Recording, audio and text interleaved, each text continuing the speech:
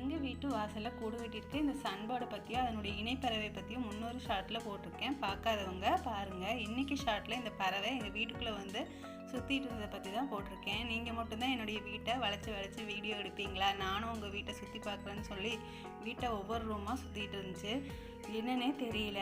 நாங்கள் கதவு ஜன்னல் எல்லாம் திறந்து வச்சுட்டு அது போகவே இல்லை. ஒவ்வொரு ரூமாக போய் இருந்துட்டு இருந்துச்சு.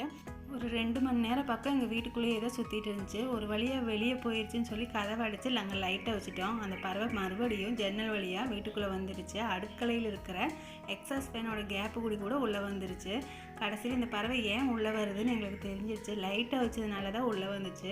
அது வெளியே ஏதோ பார்த்து பயந்துருக்கு. அதனால தான் அது வீட்டுக்குள்ளேயே சுற்றிட்டு இருந்துச்சு. லைட்டு போட்டால் மறுபடியும் வெளியே போயிடுது. அது பயந்துருச்சுங்கிறத புரிஞ்சுக்கிட்டு நாங்கள் இன்றைக்கி ஒரு நாள் ஃபுல்லாக வெளியே லைட்டை எரிய விட்டுருந்தோம். அதுக்கப்புறம் அது கூட்டில் போய் பேசாமல் படுத்து தொங்கிருச்சு. நீ முட்டை போடல, நாங்கள் கூட்டில் ஏதாச்சும் இருக்குதா அதனால தான் பயந்துருச்சான்னு செக் பண்ணி பார்த்தோம். ஆனால் கூட்டில் ஒன்றுமே இல்லை. அது வெளியே ஏதாவது பார்த்து பயந்துருக்குன்னு நினைக்கிறேன். அதனால தான் வீட்டுக்குள்ளேயே வந்து சுற்றிட்டு இருந்துச்சு. இப்போ பாருங்கள், பேசாமல் கூட்டில் போய் எவ்வளோ ஜாலியாக உட்காந்துருக்குன்னு.